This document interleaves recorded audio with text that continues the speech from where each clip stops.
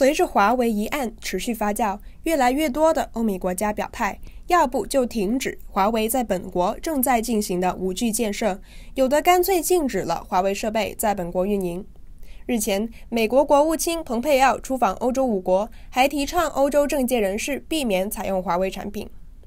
但其实鲜有报道关注华为在发展中国家的普及情况，比方说非洲大陆。我们今天的嘉宾是南非国际问题研究所的中非高级研究员斯塔登。根据斯塔登分享的资料，华为帮助非洲大陆上的36个国家接通了 3G 网络，还建设了非洲 70% 的 4G 网络。援用嘉宾的话，华为在非洲的通讯网络建设上有着至关重要的地位。那么，美国联邦调查局对华为的调查到底会给华为在非洲的建设造成什么样的影响呢？非洲当局又怎么看华为公司给美非和中非关系所带来的影响？华为在非洲都引起了怎么样的讨论？请听下面我们的对话。 So let's talk about Huawei. Yes. I feel like a lot of the reporting on Huawei has been overemphasized on the Western angle, and not a lot of conversation is coming from Africa. So this is very important that we talk more from that angle. So as someone who has been observing this tension between the US and China evolving on Huawei from Johannesburg, I wonder what have been your general reaction. So for example, do you feel like the Western media has overhyped this, or do you feel like concerned about Huawei's security threats, or is it a mix of both?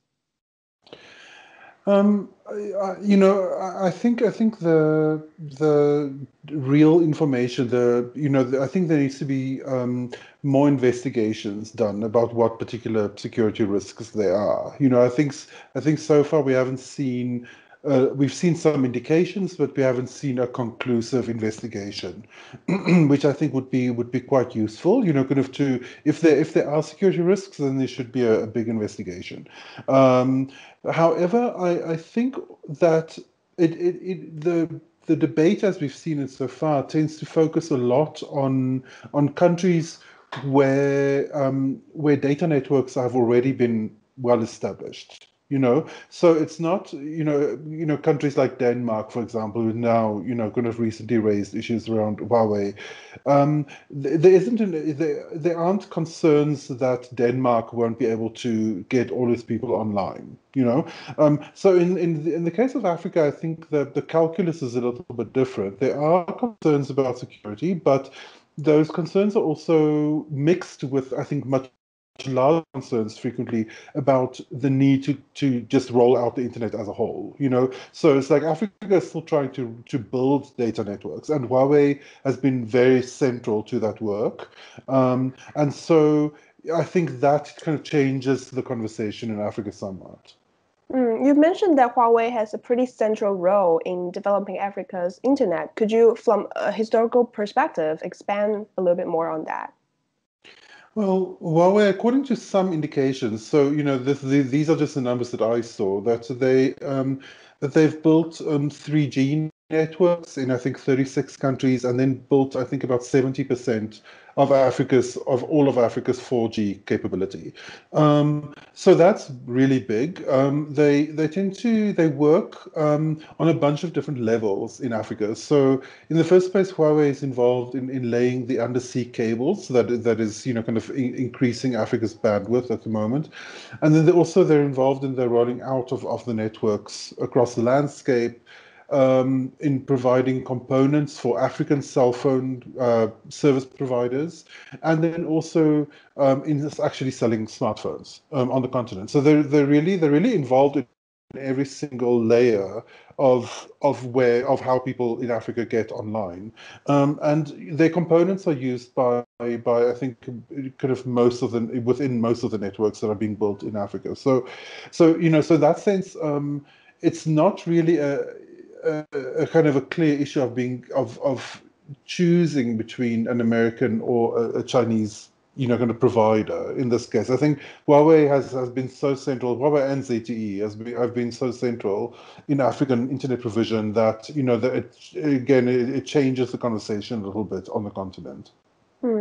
And for people that don't know much about information technology consumers in Africa, how big exactly is providers like Huawei or ZTE? Like how influential they are, or is it the first provider, or are there some other competitors that are better than them doing? Well, they are they are influential on several different levels at once because they work on so many different levels. But just in terms of the provision of smartphones, Huawei has consistently been one of the largest sellers of smartphones in Africa. And I think at the moment the largest one across the continent is Xiaomi, which is another Chinese brand. But then for example, in South Africa, I think the largest smartphone provider in South Africa is Samsung, and then Huawei is second. So they're kind of outpacing companies like Apple, kind of by quite a distance. So amid this huge controversy about Huawei going on around the world, do you see Huawei's development slowing down in Africa, or there isn't any sign of that? It's an interesting question. So far, we haven't really seen much signs of it. We haven't seen, kind of the issues around, for example, like blocking, kind of the use of Huawei components that we've seen in some of the developed world. I haven't seen any of that. However, there's been in some cases some of the cell phone companies in Africa are subsidiaries of European companies. So, for example, Vodafone has a very big subsidiary in Africa, and they've announced that because their parent company is taking part in, is putting a freeze on Huawei components for a while, that they might also not use them here. So there might be some kind of impact on the rollout of 5G technology in Africa, and also the general kind of still 4G capability that's still being built at the moment.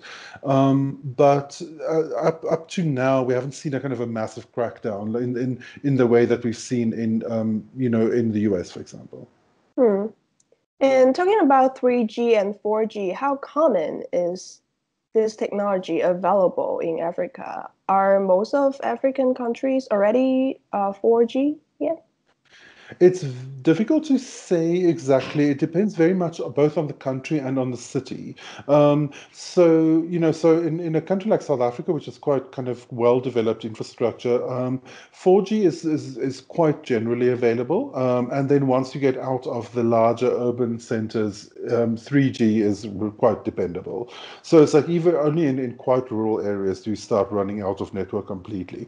But in other African countries, it's sometimes a bit the situation is a bit tougher, kind of in the sense that there isn't necessarily full kind of cell phone coverage right across the country. Sometimes in a lot of cases, 4G networks would be quite restricted, and then in some even 3G networks might only be in urban areas. And is 5G already on the talk table, or has it been mentioned yet? It's certainly being mentioned, but it's being mentioned mostly among people who watch tech development in Africa. It's not so far. It's certainly, I think it certainly is anticipated, but kind of I don't know that Africa has a kind of a delivery date kind of in mind of when the first 5G networks are supposed to be rolled out. We briefly talk about Western countries' reaction to the Huawei case, and a lot of them have already taken actions, especially from the government perspective, to either halt 5G development or threaten to take down Huawei's hardware technology. So have we seen any officials or leaders in Africa countries already taken a side, or have they been pretty holding back on this? Up to now, from what I've seen, I haven't seen people really taking side. I think they're waiting and seeing how it's going to turn out, because they do realize, obviously Africa has very high, has cooperated a lot with Huawei Huawei is, plays a very large part in African technology. So I think they're waiting to try and see how all of this is going to shake out, and whether there's going to, whether the situation will be able to be resolved after the trial, or whether there's going to be a wider issue, kind of that might also affect African countries' relationship with the United States. So I think everyone is a little nervous, kind of waiting to see what's going to happen. And a lot of emphasis being put on Huawei would be on its security threat, or it's been acting as a civilian spying on behalf of the government.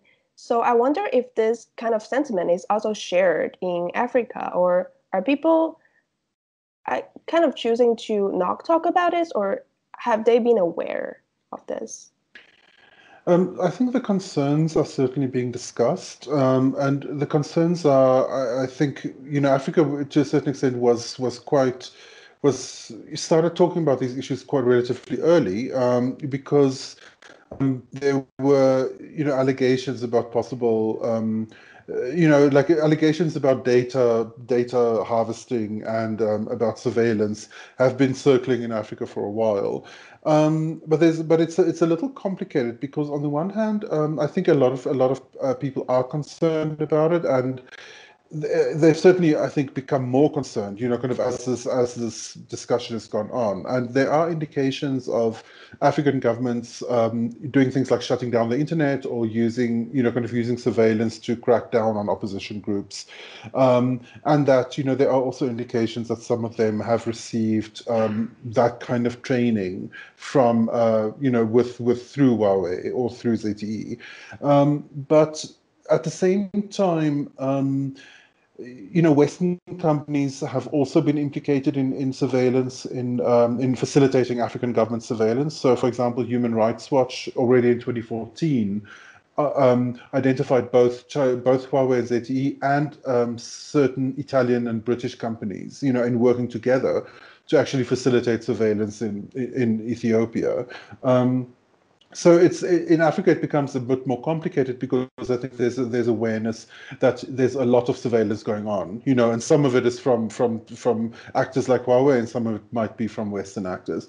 And then also the security issue, while being important and I think worrying to a lot of people, is also kind of balanced with the issue of what the economic impact will be if the internet isn't kind of rolled out quickly enough in Africa. So that is an additional concern that I think isn't necessarily shared in the developed world. And amid this ongoing conversation on Huawei and acting as a government spy, do you think in this conversation anything is missing? Is there something that you hope people would talk more about and they haven't been talking? I would like people to talk in the African context, particularly more about the role of African governments, because what we've seen in research is that there isn't a kind of a one-size-fits-all internet model that just gets rolled out by companies like Huawei. African governments have quite a lot of decision-making power in the particular kind of internet governance that they want. And so, I think at the moment we're not asking enough questions about what